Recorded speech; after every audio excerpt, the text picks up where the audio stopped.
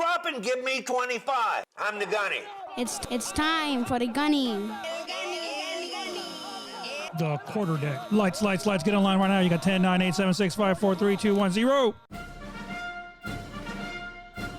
Hello, my bunch of knuckle-dragging, beer-drinking, hard-charging devil dogs. You're listening to The Quarter Deck.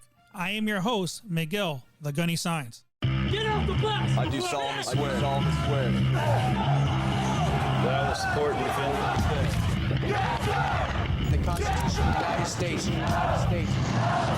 Against all enemies, foreign and domestic.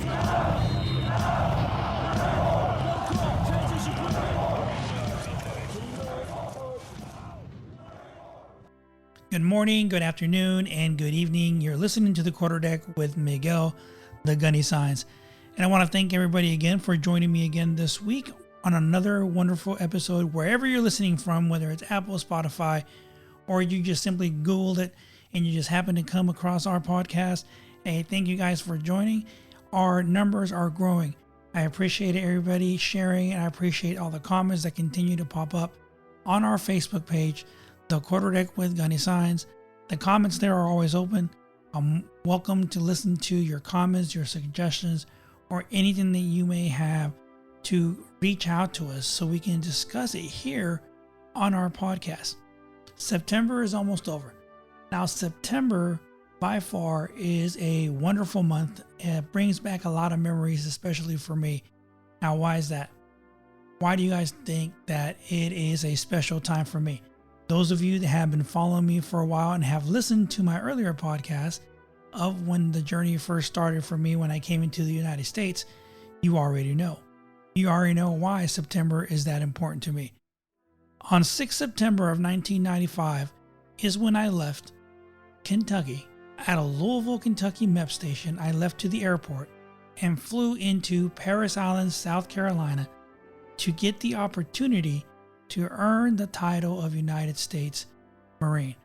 It seems like a long time ago if we think about it. 1995. 27 years. 27 years ago when I stepped on those yellow footprints.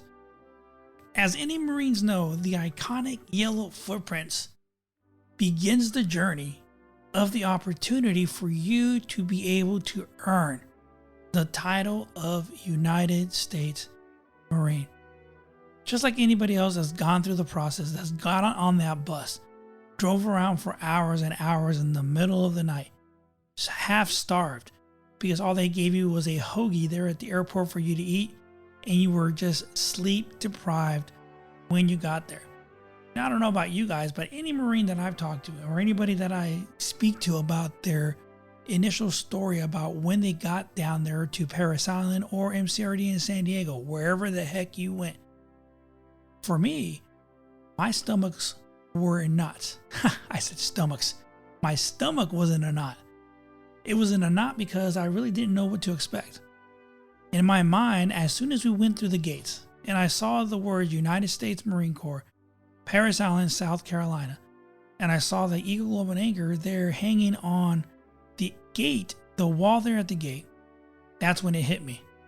That's when it hit me and I started thinking, what the heck am I doing here? Why am I even here? Do I want to do this? Do I want to get off the bus and just run away? But that time, those 27 years ago, that's when that opportunity came. And I went through recruit training, completed my training those 3 months, and graduated from Parris Island, South Carolina, in platoon 2046, senior drill instructor, Staff Sergeant VRL. Drill instructor, Staff Sergeant Walking, drill instructor, Sergeant Boggs, and drill instructor, Sergeant Donnelly. Now I know that all of you can easily remember what platoon you were in and your drill instructors that you had when you went through recruit training. That's one of the things that I can say that any Marine that you ask will tell you their platoon, their drill instructors, and when they went through recruit training.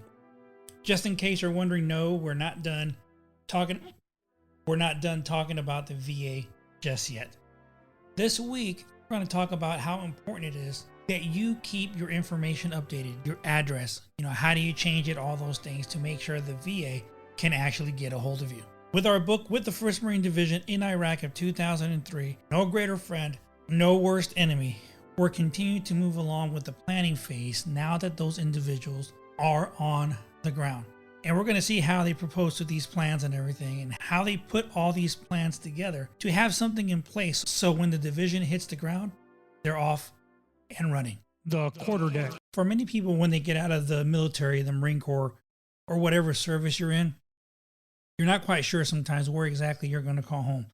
So what does that mean for your VA benefits? That means that you're going to have to tell the VA exactly where you are. The way that they get a hold of you is by mail. And they make it very simple. VA.gov, our go-to website, allows you to be able to update all of your current information that you have so the VA has it. This will allow you to have a seamless transition for any of your benefits or anything that the VA needs to get a hold of you because you've taken the time to update your address for them. You can just simply call them, get them on the phone, and you can get this information updated right away. But also by logging into VA.gov, you're also able to update that information there.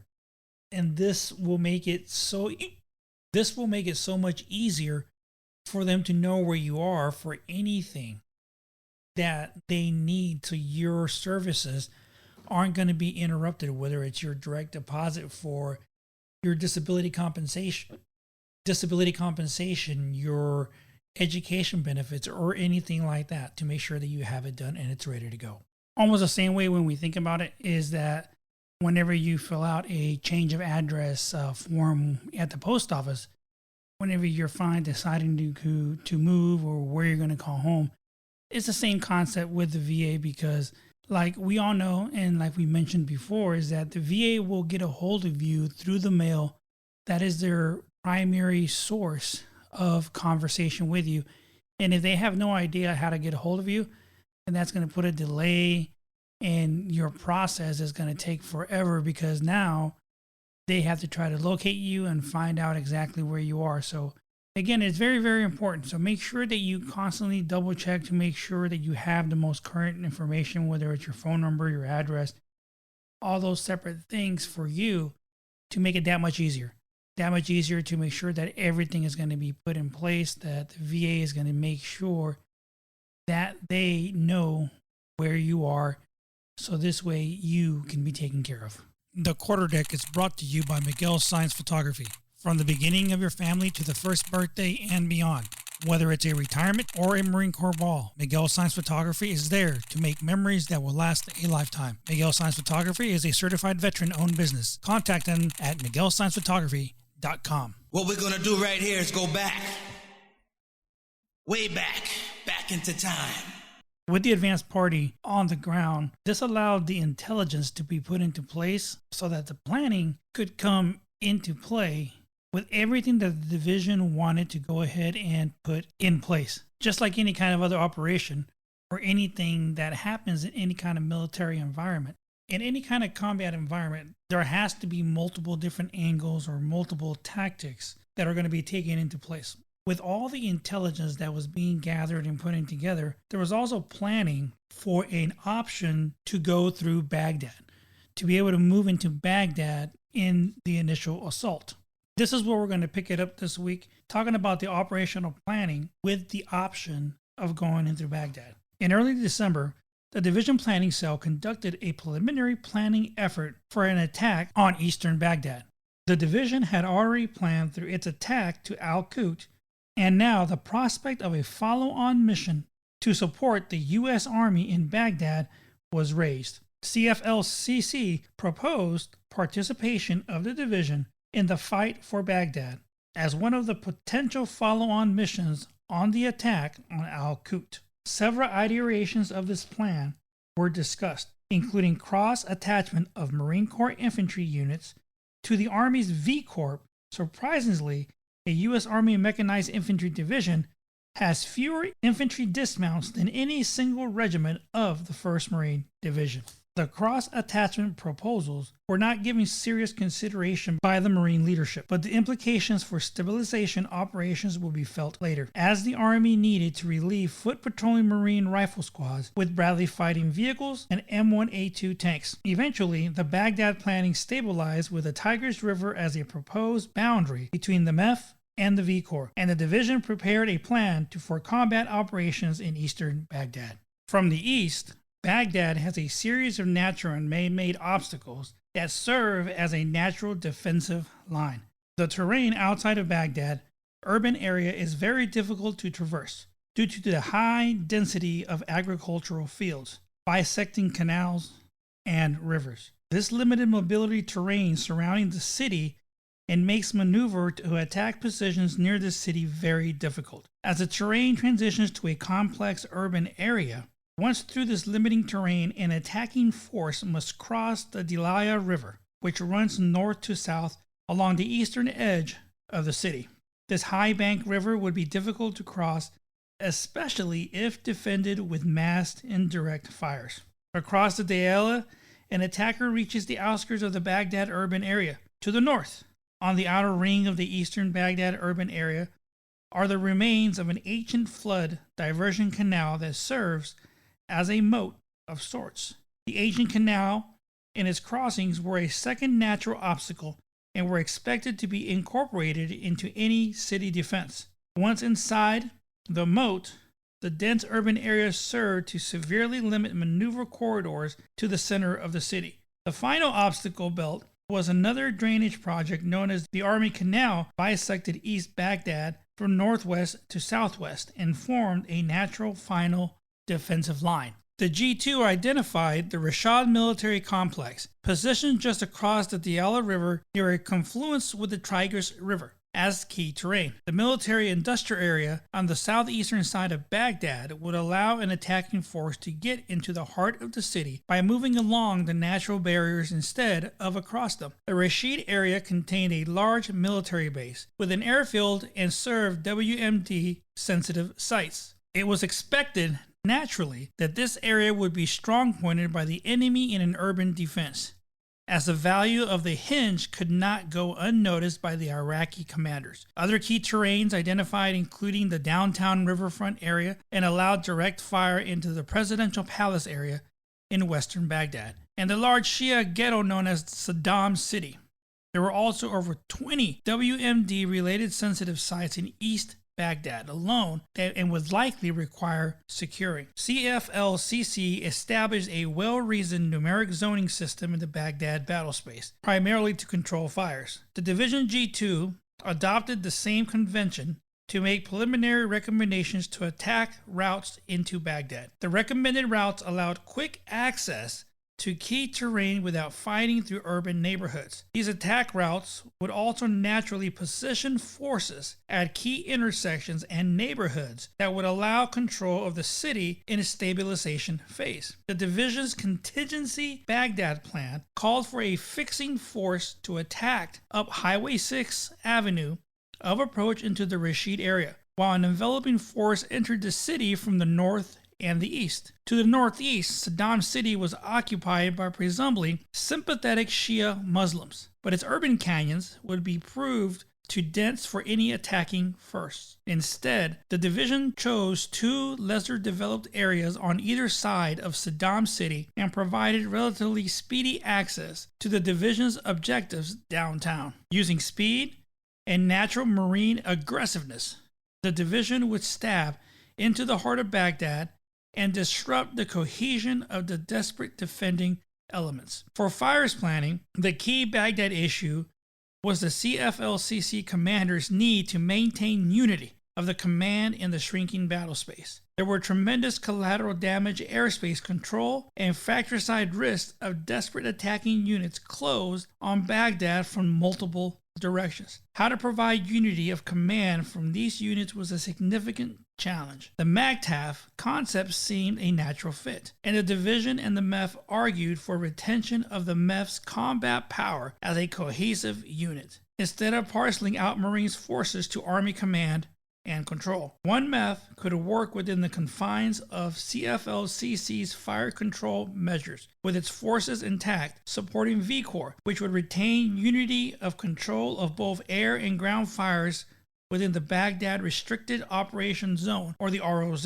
In the final plan, both 1MEF and the V Corps would have their own zones in Baghdad. Close liaison and permissive fire support control measures would facilitate the rapid engagement of enemy forces across the MEF Corps boundary by both air and indirect fire. The DASC, however, would ultimately relinquish control of the airspace to the V Corps Support Operations Center, or the ASOC, as the constricted airspace required a single coordination headquarters. The G2 laid out an expected layers defense plan for the city and identified the Al-Nida Republican Guard Armored Division as the primary defender of the approaches to Baghdad from the east. The Al-Nida Division was expected to defend the outer cordon of Baghdad on the east side of the Dilia River. The planners crafted a script for the Al-Nida's demise through shaping fires and series of local envelopments. West of the Dilia River, the urban defense consisted of the most loyal of the regime's forces, the Saddam Fedayeen internal security troops,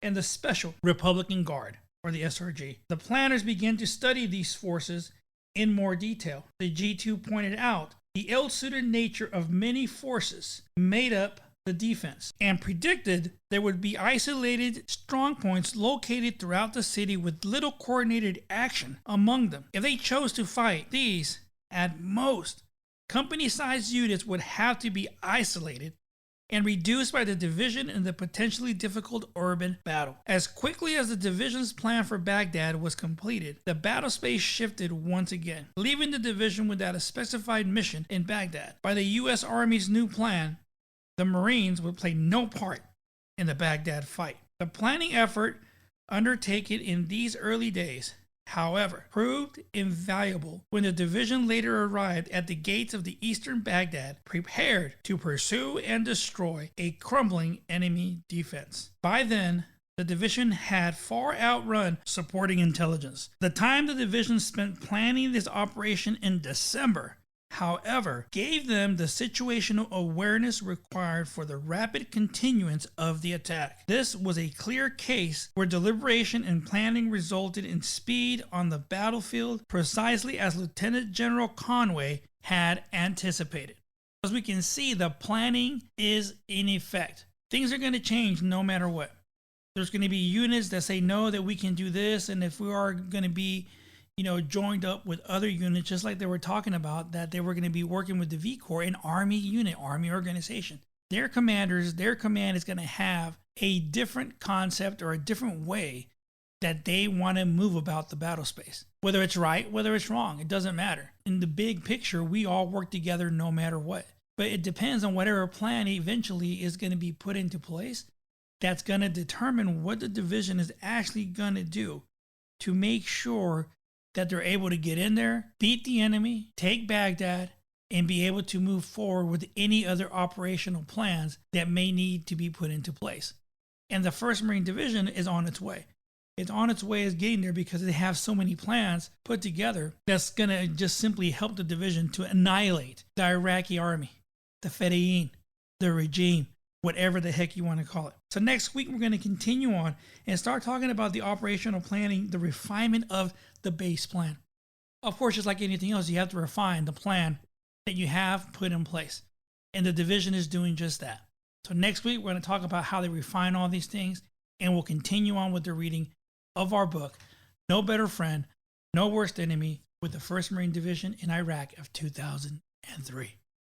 Hero highlight. If we look back into the Marine Corps history, even way back in 1775, when the Marine Corps was first created back in Tun Tavern in Philadelphia, Pennsylvania. In every campaign, every war, every conflict, there has always been heroes that have been known to do some outrageous things. While there are many types of awards that an individual can receive, from a Navy Cross, Purple Heart, the highest one is the Medal of Honor.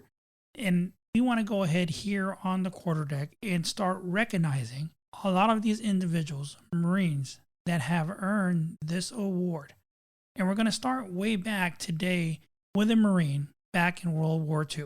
His name was Private First Class Harold Christ Agerholm, United States Marine Corps Reserve. Private First Class Harold Christ Agerholm, recipient of the nation's highest military decoration, the Medal of Honor, was born in Racine, Wisconsin on 29 January of 1925. His mother was presented the Medal of Honor on 25 June of 1945 by the Commandant of the 9th Naval District because she didn't want any public presentation. Harold Christ Agerholm attended the Racine Public Schools for 5 months prior to joining the Marine Corps Reserve on 16 July of 1942. He was employed as a multigraph operator for the wrench manufacturing company. He received his recruit training at Marine Corps Recruit Depot, San Diego, California. Upon completion of his training, he was assigned to Headquarters and Service Battery, 4th Battalion, 10th Marines, 2nd Marine Division. He embarked for overseas duty on 3 November of 1942 and went to New Zealand, where he trained with his battalion in Wellington for 11 months. He was promoted to Private First Class in January of 1943 and became the battery storeroom keeper. He took part in the bitter fighting on Bedio Island, Tarawa Atoll. In November of 1943, from Tarawa, he went to Hawaiian Islands with the 2nd Marine Division, where they trained for the forthcoming operation of Saipan. Private First Class Agerholm landed on Saipan 3 days after D-Day. With the Battle of the Island raging for 3 weeks, the enemy launched a vigorous counterattack on 7 July of 1944, and a neighboring battalion was overrun. PFC Agerholm volunteered to help evacuate casualties. For nearly 3 hours, he single-handedly evacuated 45 casualties while under intense rifle and mortar fire, before being mortally wounded by a Japanese sniper. On 20 June of 1946, in Boston, Massachusetts, the USS Agerholm, a new destroyer, was commissioned and named after the young Marine hero. He was also awarded the Purple Heart Medal posthumously, the Presidential Unit Citation, and the Asiatic Pacific Campaign Medal with 2 Bronze Stars. Initially buried in the 2nd Marine Divisional Cemetery on Saipan, PFC Agerholm remains where re-entered in Mound Cemetery, Racine, Wisconsin in 1947. Amazing story. This young Private First Class that went above and beyond his call of duty. The quarterdeck. The month of September is coming to an end, and we're getting closer and closer to the end of the year, but I can tell you guys that the year has been amazing. So many great things have been happening, and we just hope that our great country continues to get better and that things start becoming the way that it used to be before. Well, this week we talked about a lot of different things. We discussed how important it is for everyone to ensure that they have an updated address, contact information with the VA on va.gov and on e-benefits. So we need to make sure that that stuff is current, is updated, because it's very important, because they're going to use that to get a hold of you. So just make sure that you remember that and that it is very, very important.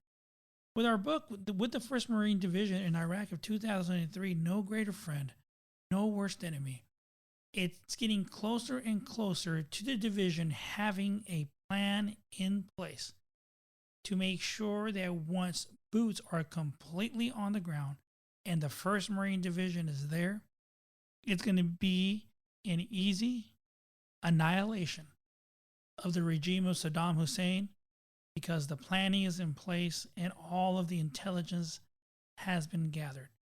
So next week, we're going to continue to read and move on with our reading of the book to see how much the division is going to progress.